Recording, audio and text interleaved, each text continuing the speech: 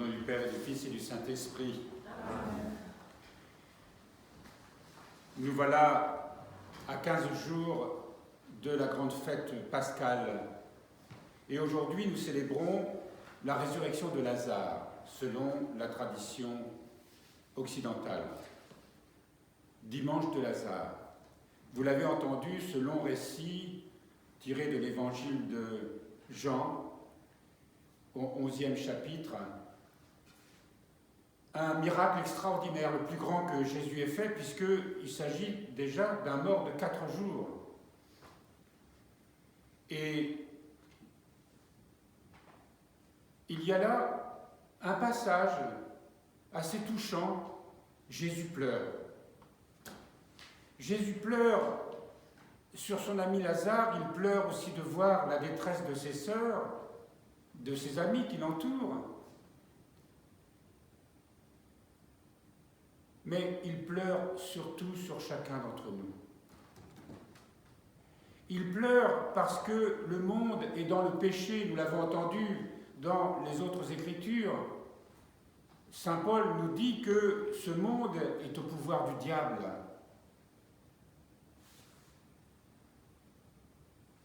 Et l'épreuve que nous traversons, à propos de cette pandémie, doit éveiller en nous l'urgence d'une conversion profonde. Nous célébrons aujourd'hui, alors que la plupart des célébrations sont interdites sur notre territoire. Dans les monastères, elles sont possibles, comme ici.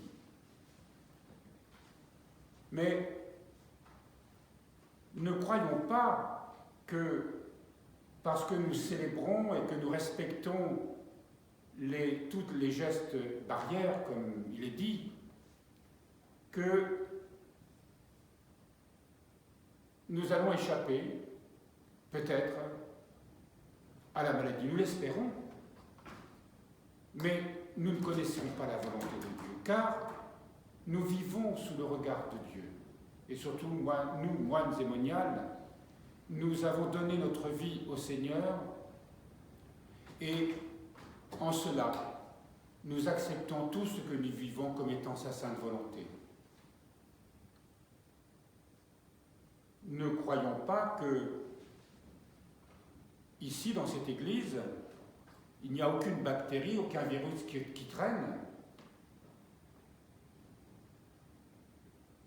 Si on regardait au microscope tout ce qu'il y a sur l'autel, ce qu'il y a sur les linges, ce qu'il y a sur nous, et y compris sur la sainte vaisselle, calice, patène, etc., eh bien oui, c'est la vie.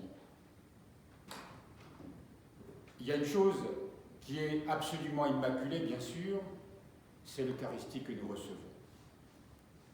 Mais cette Eucharistie, qui est la vie même de Dieu qui nous est donnée, elle nous est donnée pour que nous puissions nous remplir de la connaissance de son amour, de cheminer véritablement sur un chemin de conversion profonde.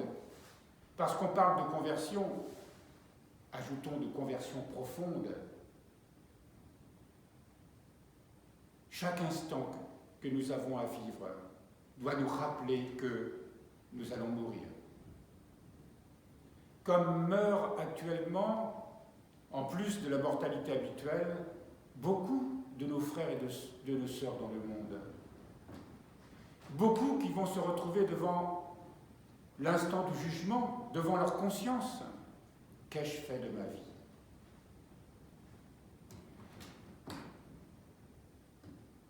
Nous prions pour que le Seigneur épargne toute notre communauté, épargne un maximum de vies, guérisse ceux qui sont malades. Nous le prions plusieurs fois par jour.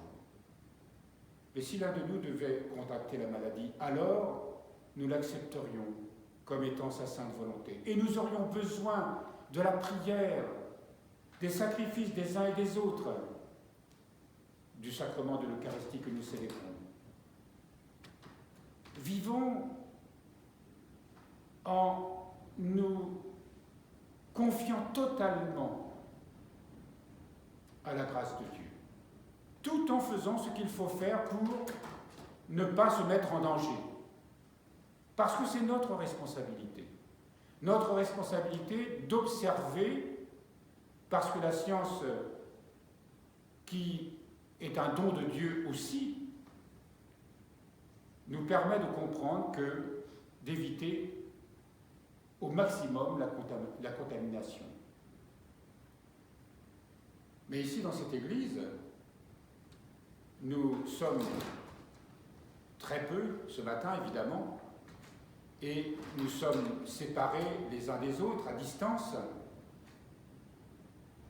Et tout à l'heure, lorsque nous allons recevoir le corps et le sang du Christ, avec toutes les précautions pour éviter tout contact personnel, nous recevons avec foi tout ce que Dieu veut nous donner pour assumer ce que nous aurons à vivre tout au long de notre existence.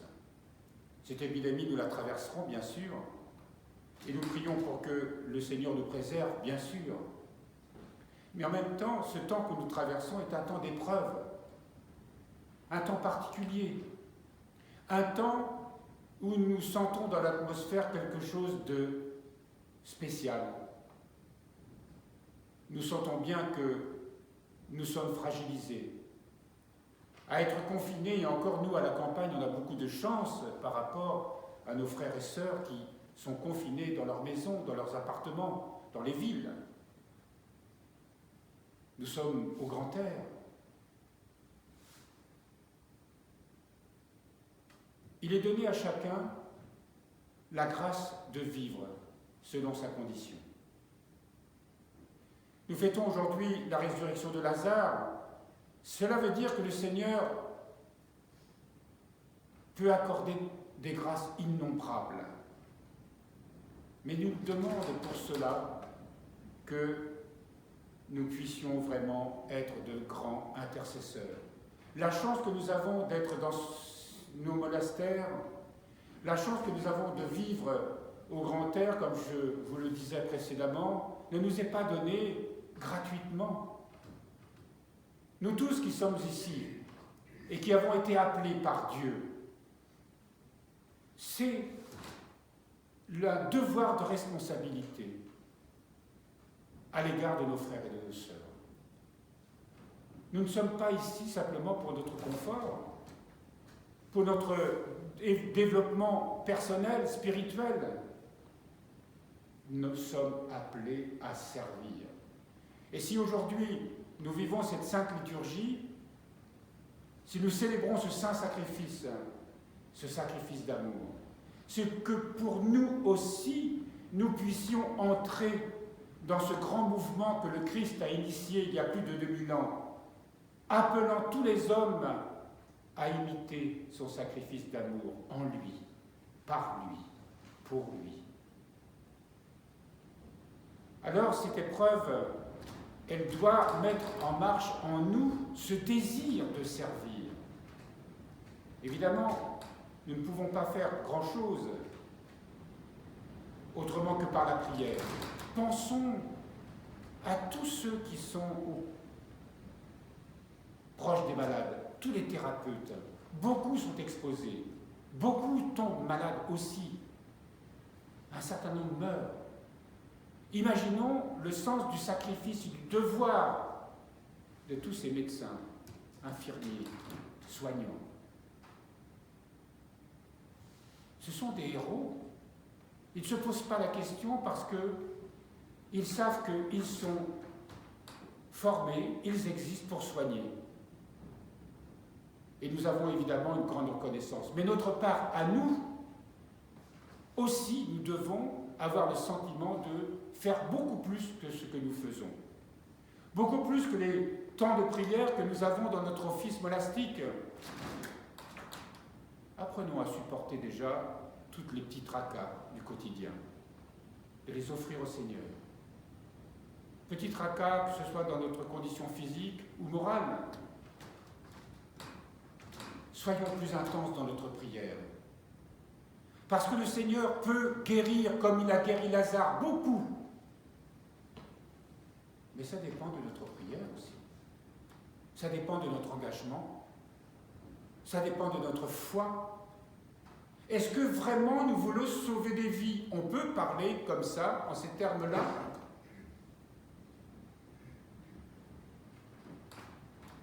Est-ce que nous croyons vraiment que le Seigneur est la résurrection? Hier soir, en lisant, en paraphrasant ce texte que nous avons lu de Saint Jean Damascène à propos de la résurrection de Lazare, nous avons vu, j'ai un trou de mémoire, je ne sais plus ce que je voulais dire à propos de ça.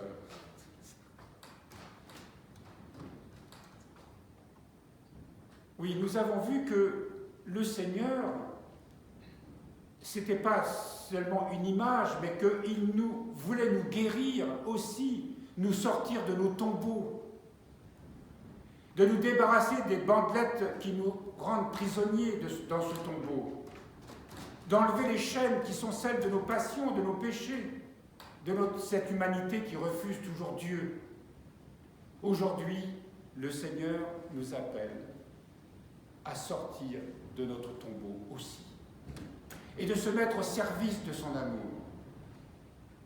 Et ne croyons pas que, parce que nous avons une certaine vie de prière, que, surtout nous, moines et moniales, que nous sommes engagés dans ce don de la vie monastique, que ça suffit.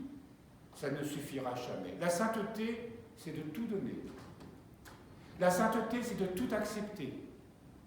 La sainteté, c'est se donner corps et âme à Dieu totalement, définitivement, sans retour en arrière. Parce que des épreuves, il y en a. Des raisons de revenir en arrière, il y en aura toujours. Mais le Seigneur nous a donné cette grâce. Et il nous a donné cette grâce pour le monde. Parce que nous sommes ses serviteurs, les apôtres de l'amour, pour sauver le monde. Et cette pandémie qui afflige notre terre, elle doit permettre d'éveiller les consciences. Et pas seulement d'éveiller les consciences, mais de changer des vies. Pourquoi le monde est malade? Parce que ce monde ignore ou refuse Dieu. Parce que l'homme s'est mis à la place de Dieu. Parce qu'il veut créer ses propres lois. Voilà pourquoi il y a la maladie. Parce qu'il y a le péché. Il faut d'abord que nous guérissions progressivement de notre péché en nous mettant au service de Dieu et de notre prochain. C'est ça le commandement. Aimer Dieu de toute la force de son âme, de son cœur, de sa vie, de ses forces, et également aussi pour notre prochain. Et si ça ne nous habite pas, alors il faut le demander. Si ce désir-là n'est pas en nous, alors il faut le demander en criant « Secoue, Seigneur, ma torpeur !»